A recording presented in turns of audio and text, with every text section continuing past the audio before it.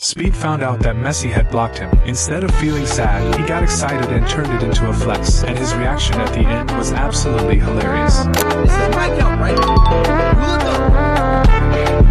Right?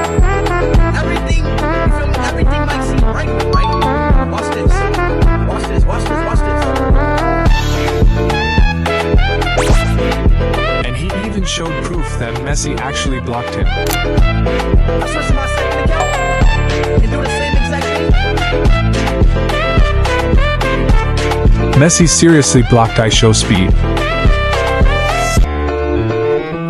So this man Messi, he got on his Instagram, right? He went on my profile. He looked at me. He pressed my account.